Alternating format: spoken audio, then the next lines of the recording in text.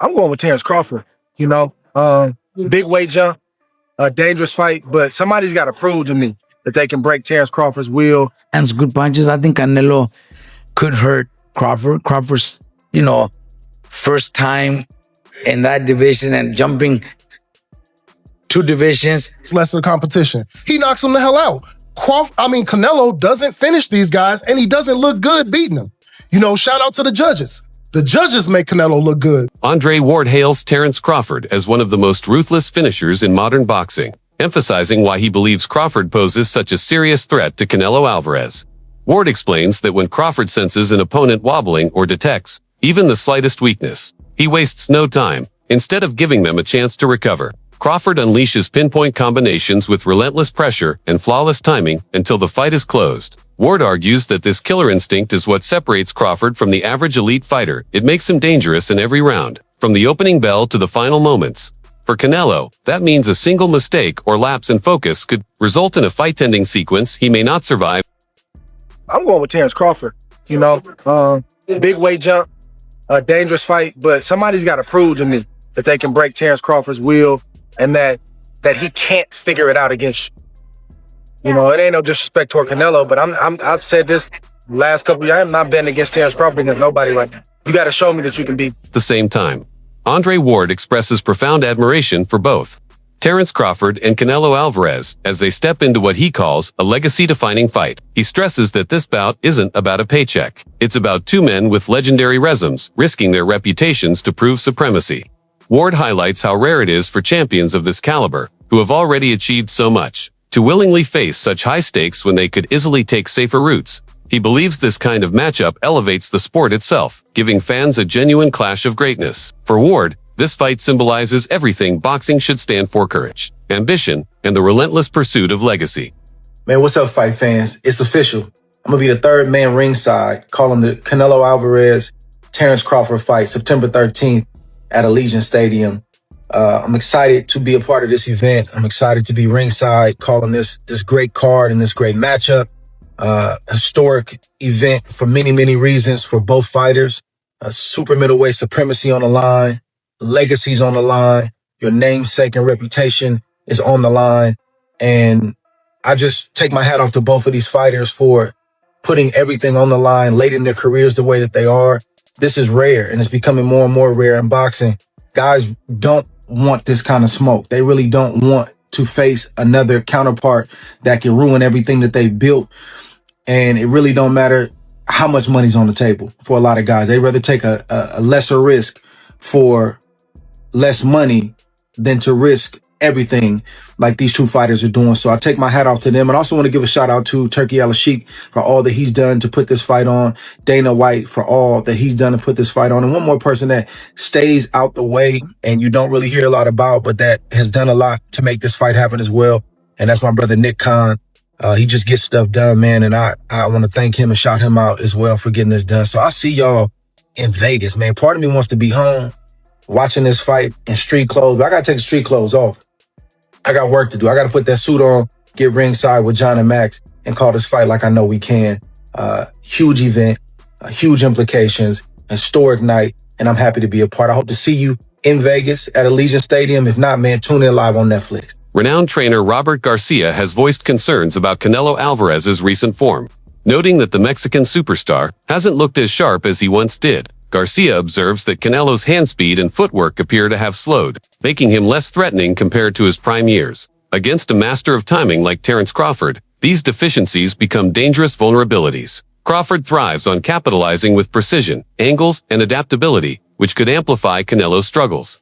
Garcia warns that unless Canelo regains his earlier sharpness, he risks being outmaneuvered and systematically broken down. His remarks reflect a growing concern among analysts that Canelo may have already passed his physical peak, creating a window of opportunity for Crawford to seize control. Jumping 2 divisions where he only had 1 fight at 154 and didn't look his best either. So there's a lot of questions, about that. And that's why a lot of people think Canelo is going to knock out Crawford. But I'm probably one of the only ones that I do give Crawford a chance. Yeah. I think Crawford could pull it off. Crawford is very talented. He's very fast. He's very smart in the ring. So I think a perfect fight, Crawford could pull off a decision. Okay. I think he could win a decision. I don't pick him. I wouldn't put my money on him winning because it's a very dangerous, risky fight, especially with Canelo being so strong. But Canelo's last few performances, he's looked slow, flat-footed, looking for one punch at a time.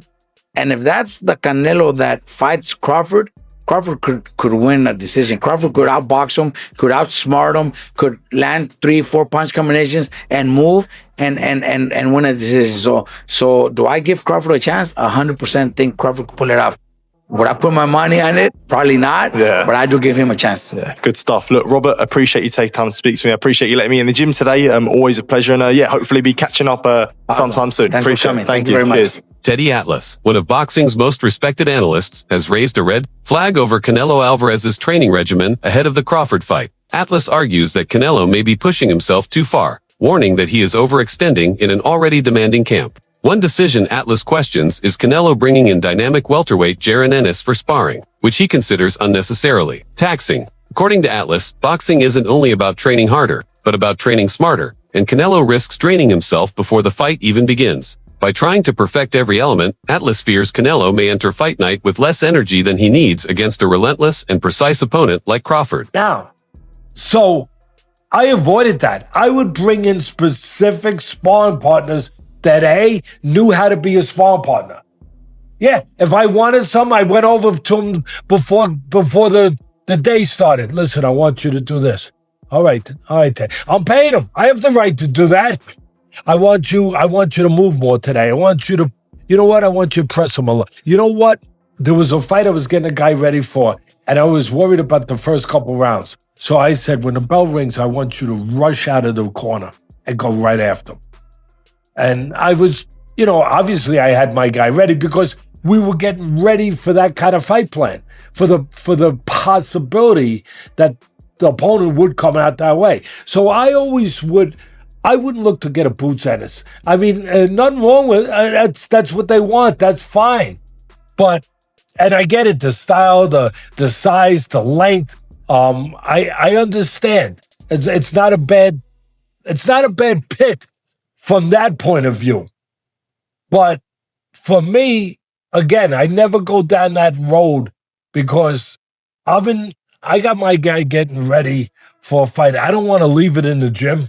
I don't want to get into that kind of war in the gym. No, I want to have control of all aspects of what the hell I'm doing in the gym to get ready for one night. So no, I wouldn't do that. I'd get the right spar partners. If I thought I had a guy, I get guys that my guy could work with, and if he was having an off day, he could kind of, have his way and do what he wanted with the guy. I'd have one of them. I'd probably have 3 guys, sometimes 4, depending on where we were at, with the calendar when the fight was coming up. Expanding further, Atlas cautions that Canelo's toughest battles may already be unfolding behind closed doors in the gym. He believes the champion's sparring sessions have been excessively intense, great for optics, but costly for performance. Fighters, he explains, have a limited reservoir of energy and focus, and burning through those reserves in camp could mean arriving flat on fight night. Atlas likens it to leaving your best performance in the gym rather than delivering it in the ring. For Crawford, this could play perfectly into his hands, as a fatigued Canelo would struggle to match his pace, precision, and ability to execute sharp transitions over 12 grueling rounds. And a lot has been taken out of you in the gym. You left it in the gym. And we heard that Jaron Boots Ennis was getting the best of Canelo Alvarez in his sparring sessions. That he possibly gave him a black eye. We saw the knot on his head. That was just a week ago. The fight is next week, next Saturday. So 3 weeks out from the fight, and you having this hard sparring sessions with Jaron Boots Ennis, who wants to prove a point. Leave no doubt. Jaron Ennis is going into those sparring sessions not just to be a sparring partner, but to gauge where he stands against a legend and a Hall of Famer and a superstar like Canelo Alvarez, to understand where he can get better and understand that he can actually compete on that level. So make no mistake about it. Jaron Boots Ennis wasn't in there to lay down. Now, he had a job to do. He was there for a specific reason, which is to give Canelo looks that Terence Crawford could possibly give him. But you best believe in those sparring sessions, he gonna give what he have. He gonna test the waters to see where he stands, right? Not just to help Canelo, not just to be a dummy. There's a reason you bring in a high profile fighter. And so Teddy Atlas believes this is a huge mistake on Canelo Alvarez's part, because now he has possibly left it in the gym.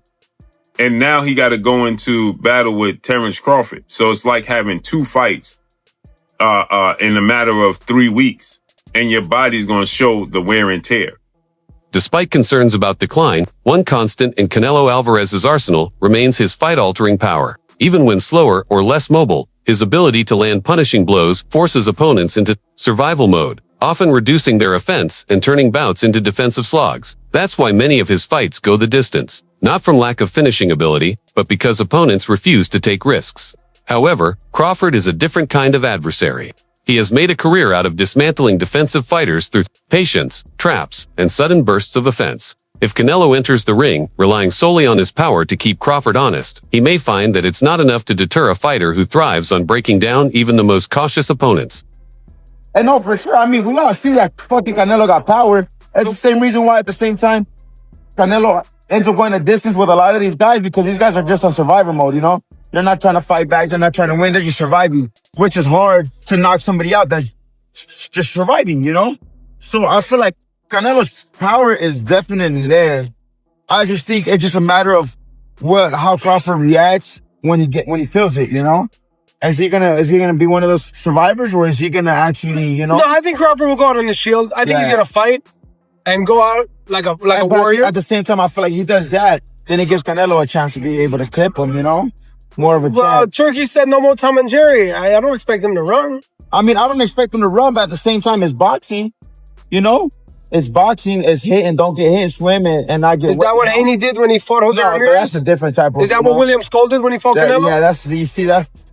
I feel like it's just because... I feel like when you watch Bivol versus Betterby, the second fight, that's great boxing right there. Critics have also scrutinized Canelo's recent victories, suggesting that while his record remains intact, the dominance of his prime has faded. Instead of imposing knockouts, many of his wins have looked more like tactical grindouts, where physical strength and durability carried him rather than sharp technical mastery. Terence Crawford, in contrast, enters the fight with a far more versatile toolkit, from switching stances to applying slick combinations, using high-level ring IQ and maintaining fluid footwork.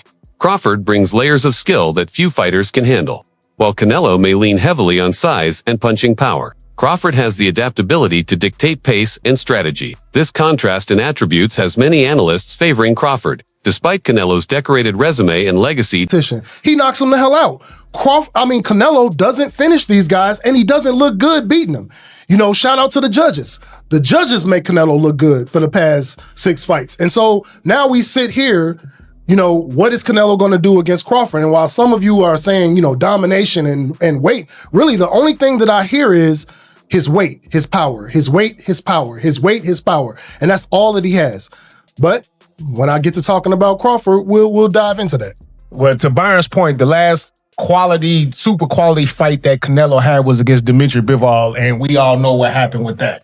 You know, no, I thought Caleb Plant was a good opponent. I thought Caleb Plant was a good opponent. Well, it was Caleb Plant, then it was Bivol. Right. Plant, then Bivol. Well, don't forget to point out that Bivol came down, right? No, that was 175.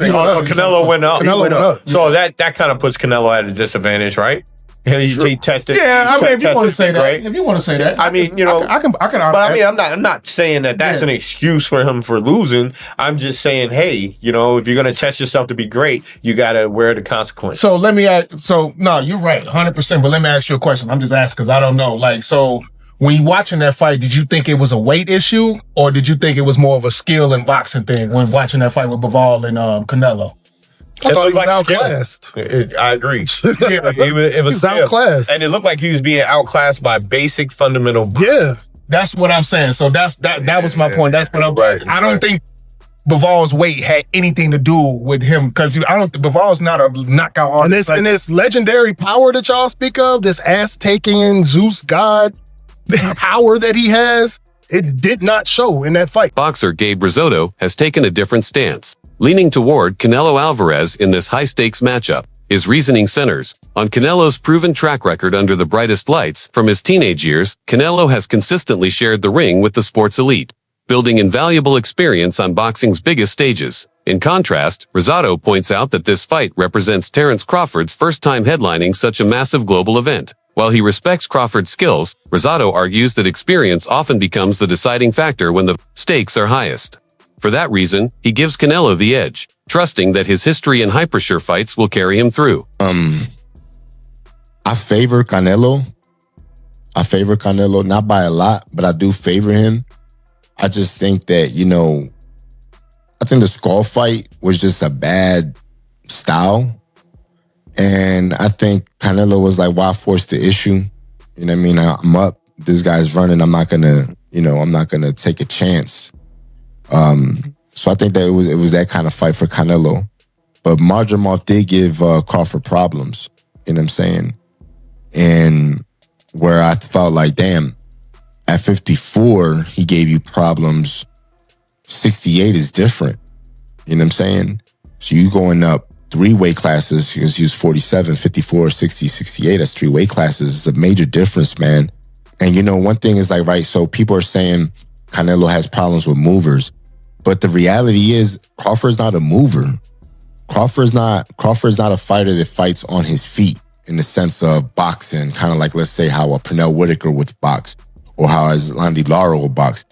Crawford is a fighter that works on angles. He's not on his feet like Muhammad Ali. You know what I'm saying? He's not that kind of boxer.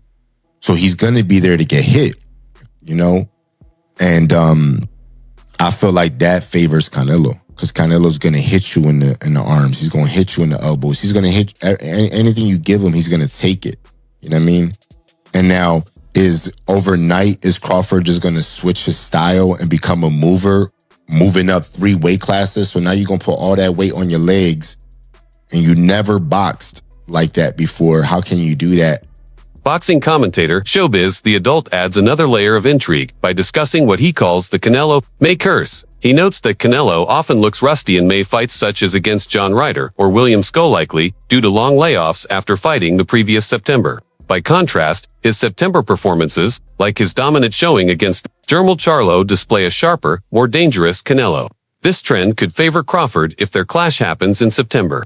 Still, not all opinions tilt in Crawford's favor. Some experts question whether his move up in weight will hold up. Against a bigger, stronger opponent, they point to his performance against Israel Matramov, where Crawford looked effective but not as dominant, with his power appearing less destructive and his movement slightly less fluid than at lighter weights. If Crawford showed hints of vulnerability there, stepping in against a seasoned veteran like Canelo could prove even more daunting. With Canelo's size, durability, and experience, the central question remains: can Crawford maintain his brilliance against a naturally bigger fighter? That answer will only come when the two finally meet under the lights. It was in May, Mexican Independence Day, September.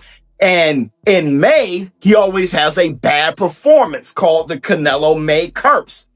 And come September is a better performance. His best performances are in September because since he only fight once a year, after September, it's a long layoff until May again, which is kind of like his tune-up fight where he looks rusty.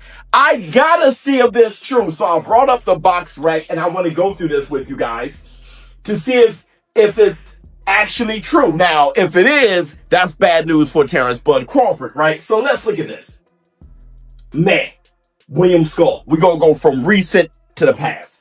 William Skull, man, we all know that was a horrible performance to the point where people think Canelo Alvarez is, he's not looking right. He's finally starting to kind of go down in his abilities, right? And all those things. And this is kind of like the end of his career type of thing. He's in worse shape than Terence Bud Crawford because of this performance. And I've heard people say that before, and I'm wondering if that's every May. So, William Skull, bad performance, May. September, good performance, Edgar Berlanga. Lightning strike! Okay, we all know that was a good performance. Everybody was excited about that fight. Jaime Munguia, man, he's been very criticized about going 12 with Jaime Munguia, right? He knocked him down, but going 12 with Jaime Munguia, and people saw that as a horrible performance from Saul Canelo Alvarez. I actually liked that fight. They were going at it, but people say. Share your thoughts in the comments. Subscribe and like this video and stay tuned for more like this.